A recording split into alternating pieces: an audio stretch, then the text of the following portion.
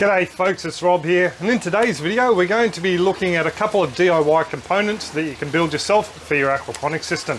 First up, we'll be looking at the solids lifting outlet, or SLO, and then the second part we'll move on to looking at some drain fittings like I use in the little filters behind me here. I'm using some older clips from previous videos, so I hope you enjoy the flashbacks, folks. To begin with, we'll look at the solids lifting outlet end that I used on a fingerling tank when we had an aquaculture system set up down the back. This is the end of the slow pipe from the silver perch tank, and as you can see there's a bit of this veggie netting over a foot valve screen that's screwed into the bottom of the pipe. The reason is because the fish are that small, they would be able to fit up the end cap that I've got drilled out that will be the eventual base for this slow pipe. So I put this netting on here, and I use the foot valve screen because there's a lot more openings. My rationale being that if it does clog up like this, there's a lot more chance for water to make it through some of the other holes than if I just had an end cap with this veggie net over the top of it. If the holes block up in that, the tank could just overflow and could end up with fingerlings on the ground. So there you go. That just gives you an idea of how much it was blocked up. As soon as the end cap goes on here and the proper slow goes in with the slits cut in the size, once the fish get a little bit bigger, I don't think we're going to have the solids accumulate like we are at the moment. So from there we'll move on to another couple of end drain fittings that I used on other slows. So we've just got a couple of standpipes here, set up slightly differently. Both have the T-piece at the end, but I'll get into that when we go over to the fish tank. This one here is a very basic one. It's pretty much all the same style fitting as I had on my old aquaponics system. There's just a whole heap of holes drilled through an end cap, and that stops any of the small fish being sucked out into your filter or grow beds, depending on how you've got it set up. This one here was actually in the fish farm, and the flow rate was so great that it wasn't taking enough water out, so I had to drop a couple of slits just down the side of this one. This one here is a pretty basic concept. It's a drain to waste fitting for a bathtub, and it's got a 50mm straight pipe joiner glued onto it, and then some 316 stainless steel bolts put through the end. So what these bolts do is keep the fitting off the base of the fish tank, but have more than enough gap to allow all the solids and water through that you need removed from the system. Fantastic if your fish are a little bit larger, but as you can see, a fingerling could get sucked out of that very easily. The length of the standpipe is pretty much well cut, so this sits on the floor of your system. This standpipe here was cut a little bit shorter because you don't want this sitting on the base of your fish tank. It tends to block up if it is. It was probably about 3/4 of an inch or 20mm from the base, and that's more than enough to allow the flow and also solids to come through, go through the holes and be pulled out of the system. So just a little bit of an explanation on these guys. There's a bit of a look at just the fittings themselves. We'll go up and I'll show you how it's connected to the fish tank. Just tossed a little bit of feed in for these fish. They're getting a little bit rowdy. But anyway, back to the slow.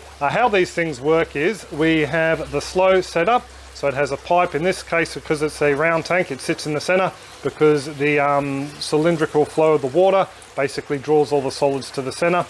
We have the solids lifting outlet with the base on the bottom, and we have water coming into the tank, and it needs to go somewhere, obviously. So what it does is it enters down the base of the tank, and the flow of the water picks up any solids that are on the base and lifts them up the pipe, where it then comes across through this drain pipe here and then out to the next section of the aquaponics system, which in our case is our radial flow settler. Just quickly back to that T-fitting. What that does is that stops a siphon from initiating and draining the water level down to the outlet level of my radial flow settler there. It also has another purpose. If that little gap at the bottom of the fitting on the base of the solids lifting outlet gets blocked for any reason, the water level would start to rise in here and could potentially overflow the fish tank. So instead of that occurring, the water would rise up to the top of that and then be taken out through the drain. So it has a bit of a twofold purpose, that little opening in the T there. Now in a square IBC aquaponics system, all I did was I had the solids lifting outlet off to one side, and I did find that I needed to give the bottom a bit of a sweep every now and then just to get those solids suspended in the corner so they could go up and out. But the majority of the fish waste was very efficiently taken out by the solids lifting outlet and moved on to the settler. So I hope a couple of those solids lifting outlet designs will help you folks out in your own build. Don't forget, I also do have the online interactive Backyard Aquaponics Beginner's Guide available. It starts you off with basically what is aquaponics. It moves through basic explanations of different components, how to build your own system, how to cycle the system, and then onto other little components like the drain components we'll have a look at in a minute, and also, you know, building your own filters and that sort of thing. So do check it. Just quickly, I really would like to thank all you folks who have purchased the guide already. It's been great chatting to you through the guide, and also to you folks who have let me know under the videos in the comment sections what you've thought about the guide. So far it's been 100% positive feedback, so yeah, I'm really chuffed about that, and I know you folks are as well. So that's enough speaking of the guide, back to the DIY drain fittings. First off, we're going to look at some made by the great Paul Vanderwerf. Thank you very much, mate, and hope you enjoy this if you ever watch this video. He's an aquaculture engineer designer, and he set me straight on a lot of the misinformation that I learnt when I first started out with aquaponics. And yeah, I got a couple of drains when I bought these tanks and his system off him. I'll stop nattering on and we'll get into the drains. Just thought I'd show you the couple of little drain fittings I'm making up for the aquaponics system, the new build that we've got on the go. To begin with, I'll start with this one. This one came with the system. This one Mr. Paul Van made up using a drain to waste fitting here, a couple of 316 stainless steel bolts, a 40mm reducer, 40 to 25mm reducer, sorry, or 1.5 inch to 1 inch reducer, a little bit of pipe work in there, and then an elbow that goes through the side of the filter and then out to either a gravity drain or a pump. So this little jobby here sits on the floor of your fish tank or your filter or whatever like that, and as you can see, the stainless steel bolts are keeping it off the base. The water is drawn up through that gap and then taken out via this little bit of pipe work and elbow. In my system, it's taken out with a pump on the other side of the filter and taken out to be treated or used elsewhere in the garden. You can use gravity. I just find that using a pump gives it a lot more force and a lot more drag to get those solids up and out. So a nice little unit, not perfect, doesn't get all the solids off the base of your filter, but you know, if you lower the water level, give it a bit of a stir, this does a better job than just a straight tap in the side of your drum. Just stick him to one side. A couple of other ones here. This is basically the same idea. A couple of bolts on the base there like that. This one here is for the base of the slow that fits in our new fish tanks. It's a 50mm straight coupling joiner. It actually sits around the outside of this drain to waste fitting, and I've just glued it in place. If I was a smarter man at the time, I would have chopped it in half and just used half of the fitting on this one and half of the fitting on the next one, but you know, I got a little bit ahead of myself. But yeah, I think that should do a great job at keeping the fish out of the standpipe, yet get the water to travel down through to the filters. This basically here is the same sort of idea as this one, just using a different reducer. This is an older fitting. I don't know how many years ago Paul made this, but this was the only fitting I could find, and it wouldn't take that straight 1.5 inch to 1 inch reducer, so I had to buy two. I got a straight 40mm coupler like this one here, chopped a ring off that and glued it inside, and then inside of that again I put in a little 1.5 inch to 1 inch 40mm to 25mm reducer, glued it in place, and it's basically the same thing. These little drain fittings work best when they're watertight. Obviously if we're drawing something from the base of the tank, we need to get it up above, say the water level's round about there, we need to get it up and out through this pipe. If there is a little bit of a leak there, air can be sucked in, especially when we're using something like this pump here. And what that can do is that can prevent any further water being drawn up from the base. Now, normally you would glue that in, but because I like to reuse my fittings over and over, some of these fittings have been used 3 or 4 times now, I've come up with another method. No, I'm not the only one who does this, but I use Teflon tape and a 316 stainless steel screw. So we'll just set the camera up and give you a gander at how I do that.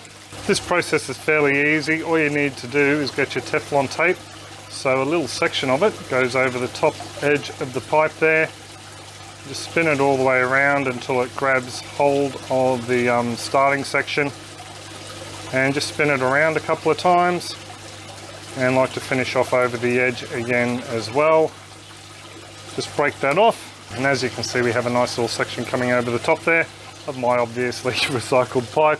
Then that there just gets pushed into the pipe here, give it a bit of a wiggle, and that will create a nice watertight seal there. Now to make sure it doesn't move, that's where the 316 stainless steel screw comes in. Do make sure that when you drill out this hole that the drill piece is smaller than the screw itself.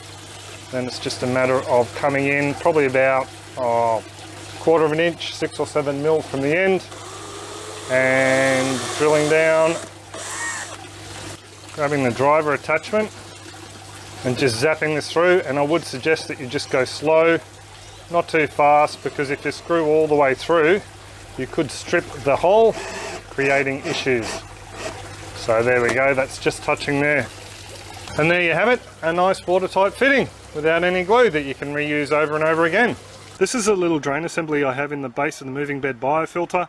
It's essentially a 2-inch end cap or a 50mm end cap with some holes drilled in the base so the biomedia doesn't get sucked out. Very important, you don't want biomedia being sucked into your pump. From there, what I've done is gone to a 1.5 inch or a 40mm reducer, and then from there a 25mm reducer from the 40. So it's basically an end cap with 2 reducers that are stepping down in size into a bit of pipe, into a 45. Again, that will be held onto the pipe with a stainless steel screw, and then outside the barrel onto a pump to draw the solids out. I found some other fittings that could make a slightly different variation on this design.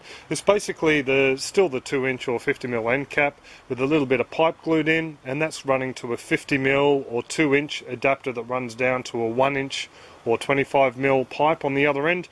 Basically the same idea as the original one. It's a bit of a mix and match when it comes to try and work out all these fittings. I found different brands don't necessarily fit together, like this one here. Paul managed to get a 40mm inside that. I could not get a 40mm straight reducer inside this fitting here. I had to go with a straight joiner, slightly smaller build, and then use the 25mm. So it's a bit of a mix and match. I can't really say go out and get this part and it will definitely fit. It won't. You've basically got to set up camp in the plumbing aisle and play around with bits and pieces and see what will work for you.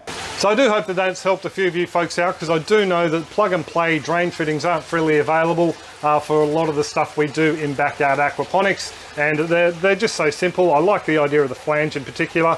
A nice broad base, small little gap, a lot of drawing power to get those solids up and out to wherever they need to be. So just quickly, I really would like to thank you folks who come along weekly and thumb the videos up and leave your comments down below. I really do appreciate chatting to you folks. And if you do think these little DIY instructional videos are helpful, feel free to share them around on your social networking groups if you think it'll help out some of your family and friends. Before I go, huge thanks to you folks who are supporting us through the YouTube membership program, and also those patrons supporting us through our Farm Your Own Yard website. Really do appreciate the support, folks.